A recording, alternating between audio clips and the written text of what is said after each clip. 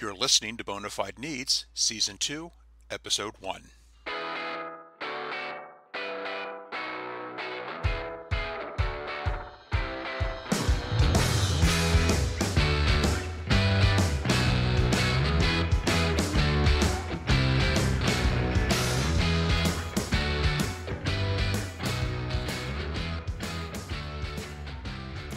Hi, Mike McGill here. Welcome to another episode of our podcast. Our feature this month is a discussion with Arnold and Porter Senior Associate Amanda Sherwood on recent decisions concerning the impact of the COVID-19 pandemic on contractors. Amanda is an experienced claims litigator and has been following these cases closely and advising many of our clients in this area. To quickly introduce Amanda before we get to our conversation, she has a fairly broad practice that involves claims and disputes, bid protests, compliance reviews and non-compliance investigations, and counseling. To highlight just a couple of areas in which she focuses, she's expert on the Buy American Act and the Trade Agreements Act and other sourcing and country of origin laws, as well as other transaction agreements and alternative funding arrangements. She devotes much of her time to claims litigation and has extensive experience on claims and disputes that involve accounting costs and pricing issues under government contracts. And here's our conversation. Hi, Amanda. Welcome to the podcast. Hey, Mike. Thanks for having me. So we're going to discuss the recent decisions concerning the impact of the COVID pandemic on contractors, which is a topic that you've been following closely and writing on. And for the audience, we'll leave a link to those materials in our show notes. Maybe to start and set the backdrop for these disputes, what are some of the ways that the pandemic and the knock-on effects, like the disruption in the U.S. and international supply chains, have affected government contractors? Well, it might be quicker and easier to assess the ways in which the pandemic has not impacted government contractors. We've seen impacts in practically every area of contracting, from the mundane to the severe, really from minor changes in methods of performance to changes that fundamentally alter the services that contractors provide, to entire government programs that we never contemplated before the past 2.5 years. Another interesting aspect is how these impacts on government contractors have changed over the course of the pandemic. When we found ourselves suddenly working from our kitchen tables back in March 2020, I was fielding questions from contractors facing lockouts from military bases and even an inability to contact contracting officers who had seemingly disappeared into the ether at one point. The government really was not set up for remote work. A wrinkle that I found particularly interesting back at the early days of the pandemic were the cybersecurity issues arising from performing sensitive government contracts from ad hoc, newly established home offices. But we've mostly moved past that part of the pandemic, and instead, now we're finding ourselves dealing with lingering impacts on contractors' workforces and the simply maddening and seemingly never-ending supply chain complications. And looking back to early 2020, we provided guidance, perhaps not novel, but fairly prescient, I think it's fair to say, to companies about how to best prepare for the foreseeable and inevitable impacts of the pandemic. We published some alerts and articles and offered webinars. And of course, we were counseling clients on a regular basis. To refresh, what were some of those general suggestions that we offered at that time? Beyond the list of issues I just described, lots of the counseling for me involved questions about stop work orders at the beginning, how to ensure that contractors appropriately mitigated the incurrence of additional costs during stop work orders and documented the costs that they did incur. There was also a lot of concern about limitation of costs or limitation of funding clauses as well. To the extent contractors found themselves going out on a limb to protect its workforce, or in some cases, there was even government property that had been left unsupervised during quarantines. And we got some interesting phone calls about how to address that situation. But really, if I had to summarize our advice, it came down to two simple points. First, communicate with your government customer. And second, to document the cost that you're incurring. So many problems can be headed off, or at least improved, by constant communication in writing, if possible, even following up an oral conversation with a confirmation email, and sometimes can really complete the chain if we're looking back at something up to years later. And, while the instruction to document your costs may seem obvious, the key is to document the precise reason why you incurred the cost, as well as the linkage between that cause and the costs. That is, don't submit an invoice for additional labor simply due to COVID-related sick leave. Instead, go the extra mile and save in the file a copy of whatever company policy that requires a certain number of quarantine days and a negative test, or the government's instruction to follow a policy like that. And then break out the number of days that this led each impacted employee to go out and accrue. That's great. And it may not be new advice or even novel advice, but the last 2 years have really driven that home. Documenting the cost impact may not be enough. Even documenting the operational impact at a high level may not be. The key is to try to crosswalk from cause to operational impact, including the why, like a company policy to establish reasonableness, to the cost impact. And where possible, consider giving the government customer a heads up on the impact and the approach to documenting the impact.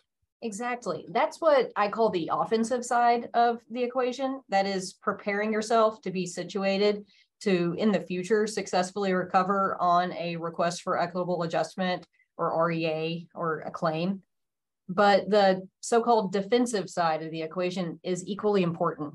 As is often the case with so-called heat of the moment contracting, the tendency can be to just forge ahead and solve problems in real time without pausing to consider the technicalities of the FAR or other applicable regulations. History shows that periods of emergency contracting are often followed by periods of heightened government enforcement. We're talking audits and investigations. So we caution clients to be vigilant and maintain records of all government interactions and to try to not let their normal diligence slip in the face of the recognized national emergency that we were all dealing with.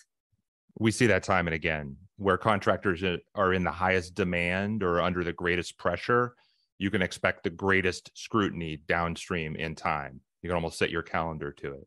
Wartime contracting, contingency contracting, contracting in response to a national disaster.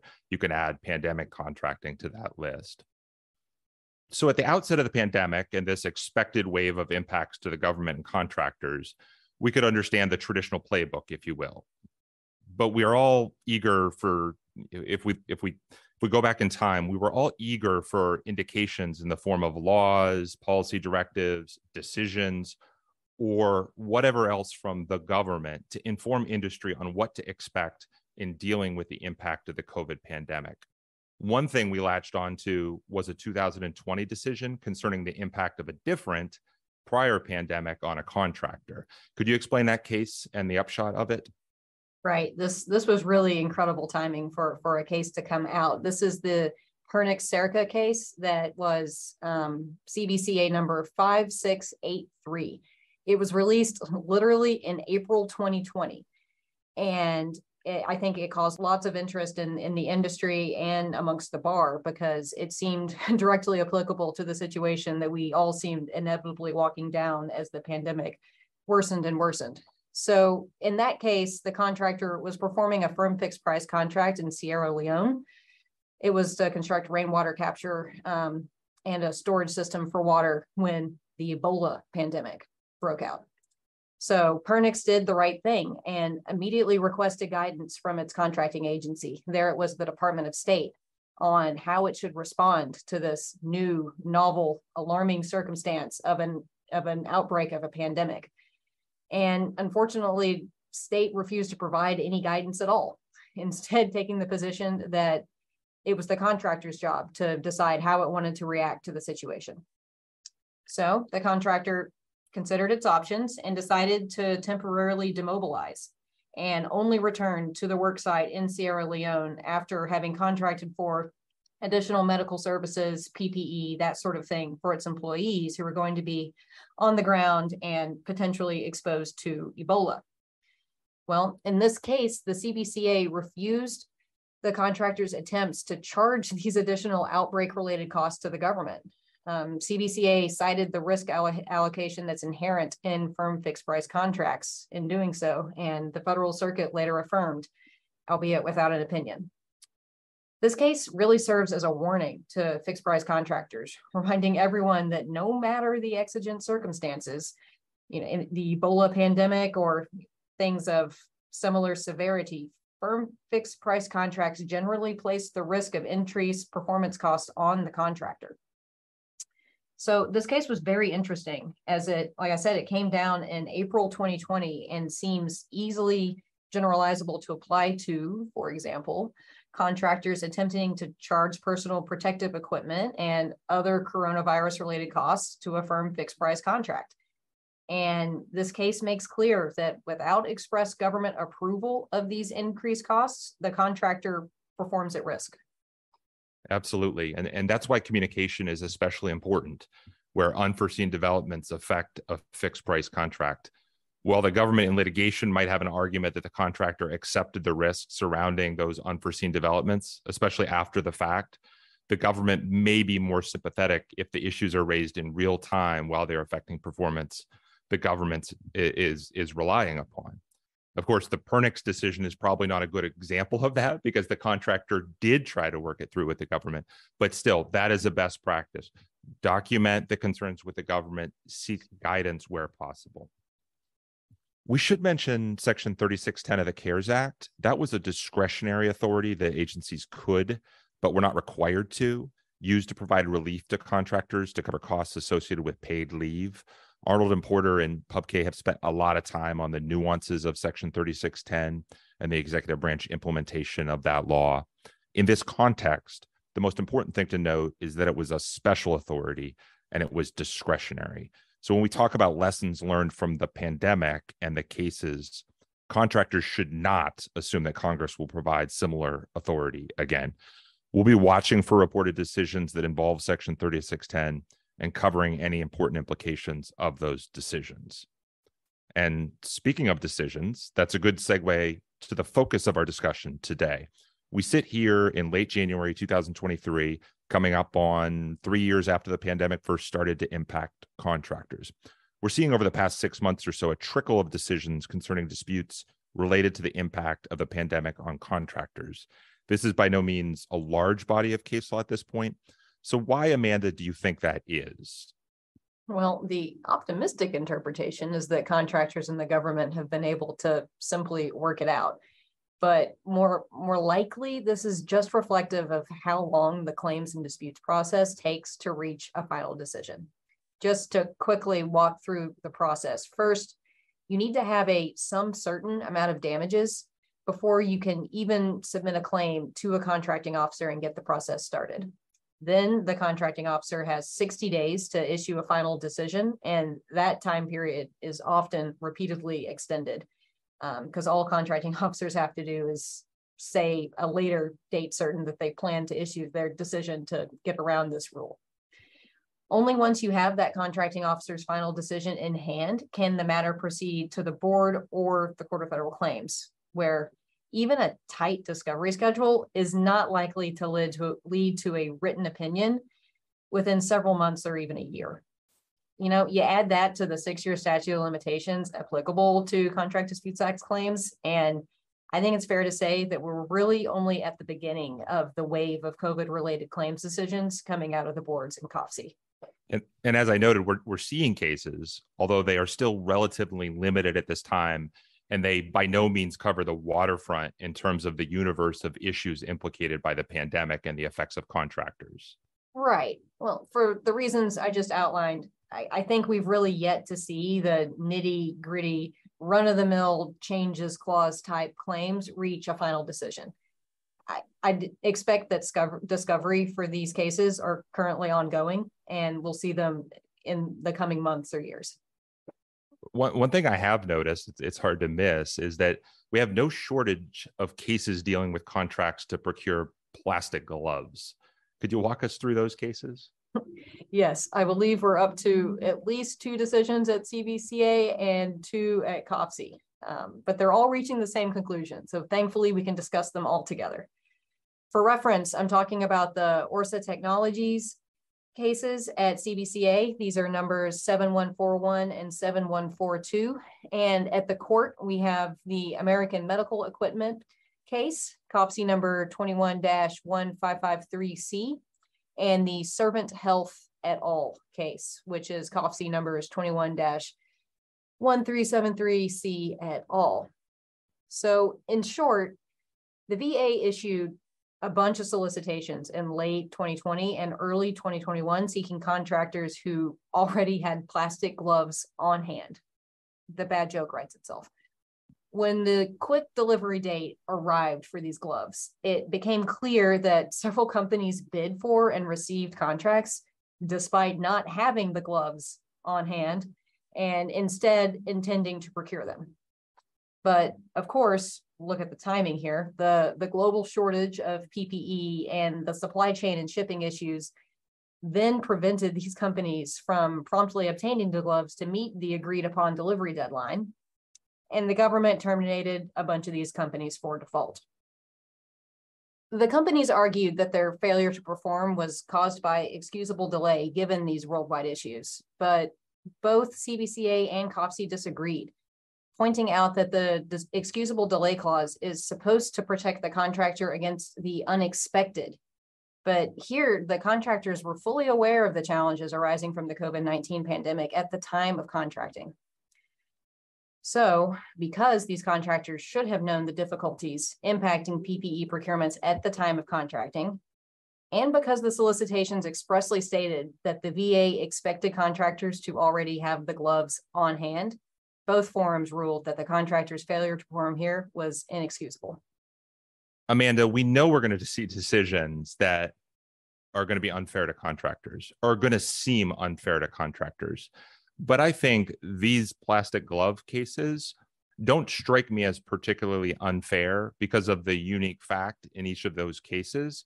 The contractor was committing at the time of contracting after the onset of the pandemic that they would have the gloves on hand and then failed to meet that commitment.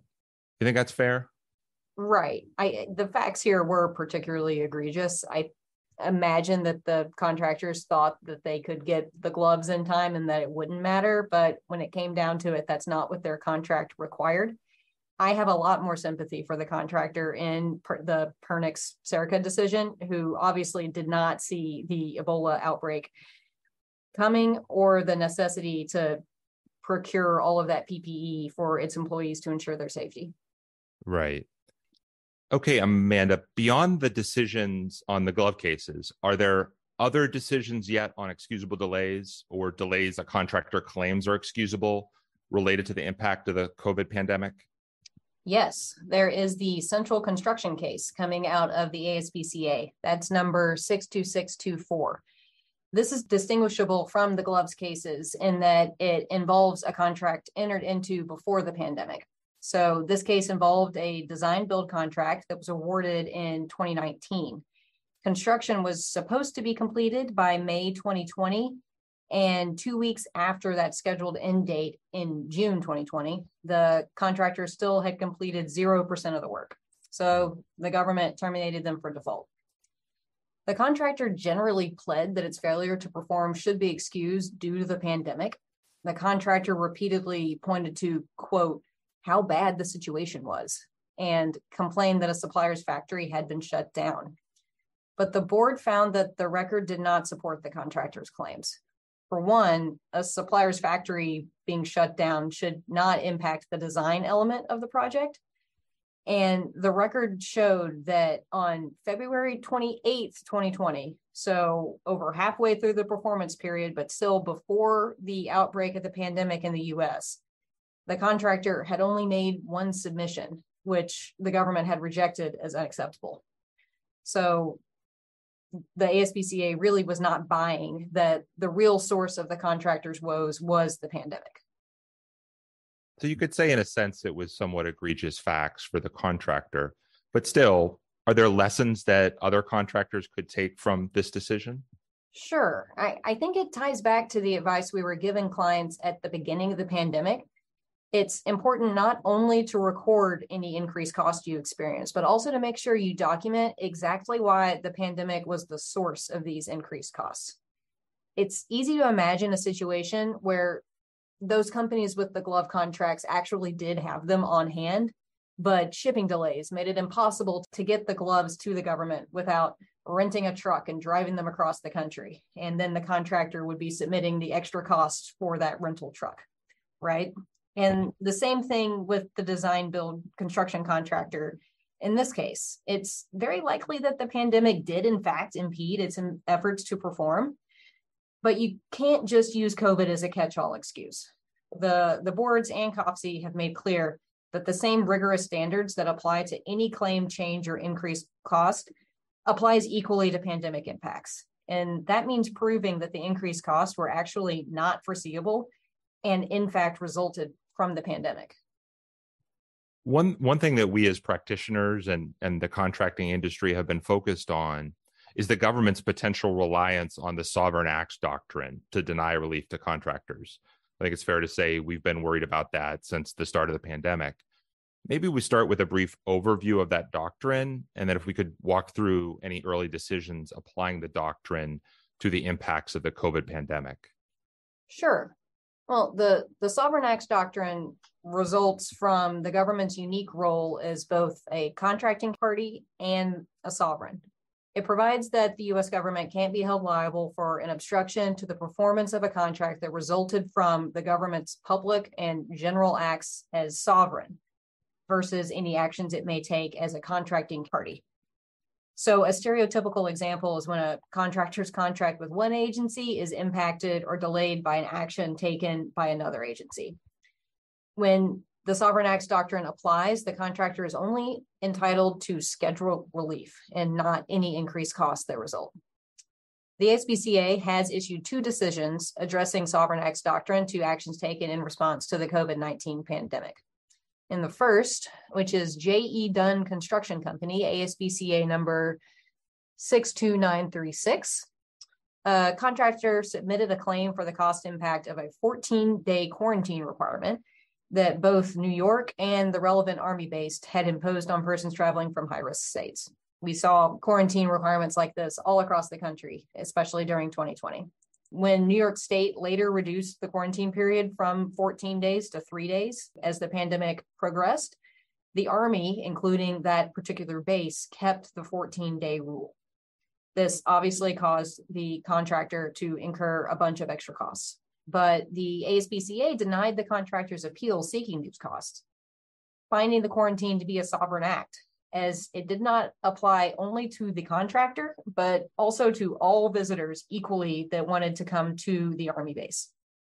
Interestingly, I thought, regarding the contractor's argument that the Army should have adopted New York's looser 3-day quarantine period versus the longer, more stringent 14-day period, the ASPCA had an evidentiary quarrel with this, finding that the contractor failed to demonstrate that any of its employees actually would have tested negative after only 3 days and therefore would have avoided the extra 10 days of cost impact. That struck me as particularly unfair. And admittedly, I'm not as well versed in the background of the case, but it seems the board essentially required the contractor to show after the fact that its employees would have tested negative and been able to go on the job if the government had imposed a different standard. So we can quibble with whether that was right or just under the circumstances, but it again underscores the importance of contemporaneous documentation. I think that the board was really going to be hesitant at questioning the Army's exercise of its sovereign discretion as to the number of quarantine days that were necessary to address the public health emergency. I agree that feels unfair, but I also think that it's fair to say that this is a pretty clear precedent that quarantines that are generally applicable to the public and anyone who wants to access a government site are going to be viewed as a sovereign act. And it's not the only precedent now, right? No, not at all. 3 days after that decision, ASPCA issued a second decision applying the Sovereign Act's defense to deny a contractor claim for increased cost incurred due to pandemic-related restrictions. So this one is Aptum Federal Services, ASPCA number 62982. In this one, a design build contractor was unable to access an Air Force base for approximately 2 months when the commander closed the base to non-operationally urgent personnel, and that restriction applied to the contractor. The government did extend the period of performance for the contract commensurate with this lockout, but the government did not compensate the contractor for the additional time. So it was 2 months of carrying its employees and all those associated costs. And the contractor went on and submitted a claim for those costs. The board, again, in this case, found that the base closure was generally applicable. It was not directed at the contractor, and it rendered the contractor's performance impossible. Therefore, under the established legal test, it qualified as a sovereign act. The contractor in this case tried to argue that performance was not truly impossible because the commander could have simply permitted them to access the base. But the board found that quote, conflated the government as sovereign and the government as contracting party. So the government as contracting party could not permit the contractor to access the base without violating the rule established by the government as sovereign. So just like in the other one, the board denied the contractor's appeal. And I recognize, Amanda, the board was following, at least it said it was following precedent. But to me, that decision is troubling in a sense that the doctrine was applied based on a local decision. It's one thing to apply the doctrine to a decision that comes from Congress in a statute that's generally applicable, or to the White House policy that comes out of the White House, or even the Pentagon, whether it's a policy or a regulation. But it's discouraging, I think, for the contracting industry for it to apply to a customer's decision that is arguably so close to the contracting function. And I'll say that the decision makes clear that the base closure came from the commander of the military base, and that was a separate position than the contracting officer. Yeah. So a final point on the sovereign acts doctrine, at least a final point for now, is I found in many situations, agencies took actions in response to the pandemic that went above and beyond that were at least arguably above and beyond those dictated by the underlying sovereign acts. So I expect contractors will be latching on to those incremental decisions and trying to avoid the doctrine to block their relief. So it'll be interesting to see if we get any cases that help with the line drawing in that area. What's a sovereign act, and in which case did the government go beyond the actions that are dictated by the sovereign act and perhaps breach the contract or breach an implied duty of good faith and fair dealing and so forth. So And I'll add in here that I think it's going to be interesting, again, to see how the boards and the courts focus on the second element of the sovereign acts defense, the impossibility one. The Aptum case and the J.E. Dunn construction case, both, I think, danced around the lines of what it truly means to be impossible to perform when you're talking about kind of discretionary government actions imposed in the wake of a pandemic. So I will personally be interested to see if future decisions also latch on to that prong of the test. Another issue that can arise in these situations where the government provides direction to a contractor to account for the direct and indirect pandemic impacts is whether the government's direction amounts to a termination for convenience, perhaps a partial termination or even a complete termination. I understand there's a recent Armed Services Board decision that looks at that issue. Yes, this is the Heartland Energy Partners decision. It's ASPCA number 62979. In this case, the board considered a U.S. Army Corps of Engineers task order that was awarded against a commercial items contract for physical security services, and it had 11 firm fixed price CLINs. Now, in March 2020, the government instructed the contractor to stop performing 4 out of those 11 firm fixed price CLINs. These involved travel and in-person meetings that didn't comply with then current DoD guidance related to the pandemic.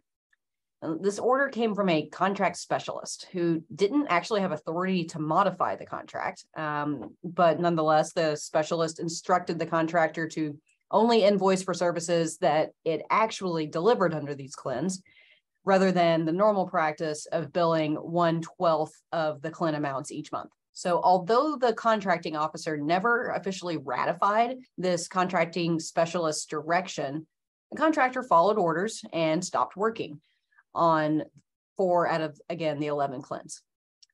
The government later attempted to negotiate a change in scope to the affected CLINs that would result in a reduced payment, but the parties ultimately didn't negotiate a resolution before the end of the task order performance. So the contractor went forward and submitted a claim for the unpaid firm fixed priced amount.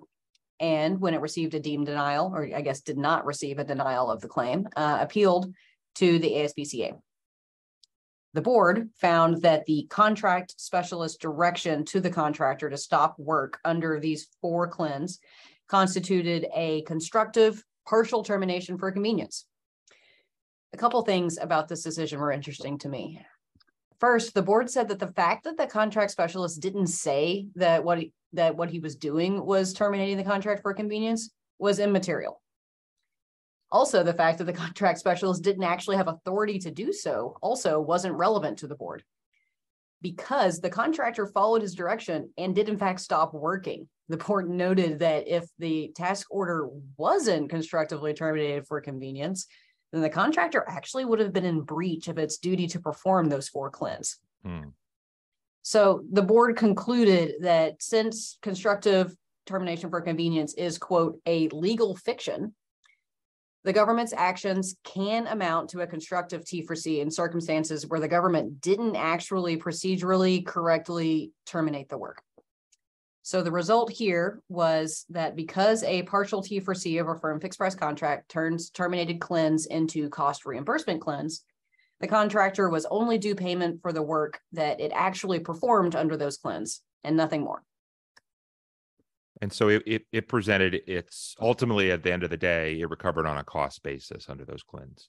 Yep, as is typical in termination for convenience of firm fixed price contracts. Sure.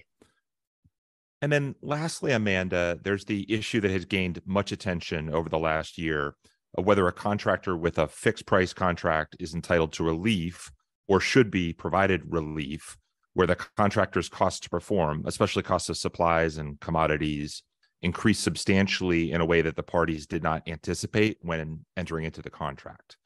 The government, and particularly the Department of Defense, has been active in issuing guidance in this area on the impact of inflation on the supply chain. This is a topic for a broader discussion, but I understand there was a recent decision in which the Armed Services Board considered the implications of DoD guidance on the contractor's right to a price adjustment. Yes, and for those following along, the case citation, this is the appeal of ACE, and it's ASPCA number 63224. So if everyone will remember, in July 2020, the Office of the Undersecretary of Defense for Acquisition and Sustainment issued this memo that purported to give guidance regarding the impact of the pandemic and inflation on government contracts. It's titled Guidance for the Assessment of Other COVID-19 Related Impacts and Costs. And myself, and I think that lots of other people in the industry were excited when we saw this memo because we thought it would provide real guidance. Unfortunately, I think that it didn't turn out to be nearly as helpful as everyone was hoping. So in relevant part, I'm just going to read the quote here because this is what the case turned on. This memo says that contracting officers are granted discretion, subject to the availability of funds, to modify contracts, and it says e.g. under FAR 52-243-1 changes and its applicable alternatives to reflect changes to the government's needs as a result of COVID-19. Okay, so in this case, the appeal of ACE, a firm fixed price contractor that provided parts associated with cruise missiles, experienced a large price increase from its vendors over the course of the pandemic. Contractor submitted a claim for these increased costs, which again were firm fixed price under its contract. And after the government denied the claim, submitted an appeal that took the interesting tack of citing this memo and arguing that the government breached its contract by failing to follow the memo, which it claimed required the government to modify its contract to reflect the higher prices that it actually experienced due to all of these pandemic-related factors. The board refused to take this bait. It dismissed the appeal for failure to state a claim, reasoning that this memo was not incorporated into the contract in any way, and regardless, it only grants the contracting officer discretion to modify contracts, quote, to reflect changes to the government's needs. It doesn't actually, by its terms, speak to increased costs that the contractor experienced. Also, that discretion cannot create any binding contractual rights. So once again, this firm fixed price contractor learned that fixed price means fixed price, even during the course of a pandemic. Thanks, Amanda. This has been great. Hopefully we can have you back to discuss takeaways from future decisions if, as we expect, we continue to see more and more cases in this area, and perhaps some with more interesting and challenging situations for the tribunals to wrestle with. Thanks, Mike. Thank you. Thanks again to Amanda. In the last case we discussed, Ace Electronics, the contractor relied on DoD guidance to seek a price adjustment to its contract.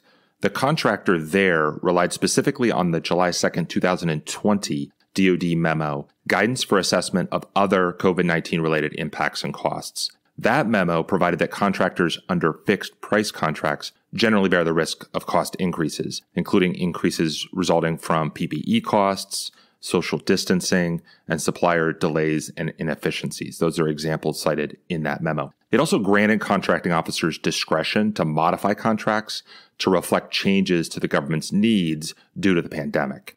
ACE's claim, which was on appeal, had been submitted in February of 2022, and so ACE was relying on earlier guidance. As Amanda explained, the key holding was that the guidance, standing alone, did not entitle the contractor to relief. As we now know, and as we covered on the podcast, DoD subsequently issued additional memos on May 25th and September 9th of last year. The May guidance from Defense Pricing and Contracting reinforced that contractors under fixed price contracts generally bear the risk of cost increases, including those resulting from inflation. DoD said that changed economic circumstances, standing alone, are not a contracting officer directed change and therefore do not entitle a contractor to a request for equitable adjustment. DoD also provided guidance on the crafting of economic price adjustment clauses for new contracts and those subject to negotiation, like modifications adding new scope. In a nutshell, DoD stated contractual price increases and decreases should be based on indices and formulas agreed upon during negotiations. Flexibility should not necessarily apply to everything under the contract and should be targeted. There should be a ceiling for price increases. Profit on EPA increases are generally not warranted, and the right to payment is contingent on available funding. Then in its September guidance, DoD acknowledged that even for fixed price contracts, quote, there may be circumstances where an accommodation can be reached by mutual agreement of the contracting parties, perhaps to address acute impacts on small business and other suppliers, end quote. DoD gives the examples of schedule relief and amending contractual requirements. The September memo also noted that agencies within DoD have authority under Public Law 85804 to provide extraordinary contractual relief. DoD indicated it would entertain requests to employ that authority subject to available funding. And lastly, the National Defense Authorization Act for 2023, which was signed into law on December 23rd of last year, includes a provision, Section 822, that's intended to authorize some targeted inflation relief for contractors. Section 822 amends Public Law 85804, which is codified at 50 U.S.C. Section 1431. The new law provides contracting officers authority to grant price adjustments under Department of Defense contracts and subcontracts where, due solely to economic inflation, actual costs of performance exceed the price of the contract or subcontract. Importantly, this relief is contingent on Congress specifically appropriating funding to support the relief. DoD has 90 days to issue guidance addressing how it will consider and respond to requests. That guidance is going to be critical. Here's what we know for now. First, the authority is discretionary. The law does not require agencies or contracting officers to provide relief. Second, the authority is temporary. It expires at the end of this year. There presumably will be a rush of applications once the guidance is available. Third, the authority can be used to provide relief to subcontractors. Subcontractors will be able to submit requests through the prime contractor or directly to the contracting officer with their own certification. Fourth, the authority is tied to contractor and subcontractor costs. It's limited to actual costs of performing, and the text would suggest that the contractor will be required to show that costs exceed the contractual price. The section states, quote, the Secretary of Defense may make an amendment or modification to an eligible contract when, due solely to economic inflation, the cost to the prime contractor of performing such eligible contract is greater than the price of such eligible contract, end quote. And there's comparable language for subcontractors. Tying relief to costs incurred and specifically a comparison of costs incurred to contractual price raises a slew of questions. Can relief be applied at the contract line item or CLIN level? Can commercial contractors be eligible for relief? And if so, what will be required for them to show that their costs exceed the contractual price? Will it be akin to the type of information required in the termination for convenience of a fixed price contract? And so on and so on. Fifth and finally, the law dictates that relief is contingent. It's contingent on availability of funding, as mentioned, and continued performance by the contractor. Now, the law does state that the contingency is as applicable, which DoD may take to mean that performance is not required if the contract has already been completed to the agency's satisfaction. So, Section 822 is by no means blanket relief that will make all contractors whole, but it may end up providing some critical relief to some contractors. We'll provide an update once DoD issues the required guidance, and if there are other decisions of note in this area, we'll invite Amanda back to discuss them. Well, that's a wrap for this episode. If you're interested in learning more about these subjects, please check out our show notes, where you'll find links to the background materials and other information related to the subjects that we covered in this episode. Thanks again to Amanda, and thanks to Bill Olver for producing this episode. And thanks to you for listening to this episode of Bona Fide Needs. We hope you enjoyed it. Please subscribe to this feed wherever you get your podcasts and look for new episodes soon. Until then.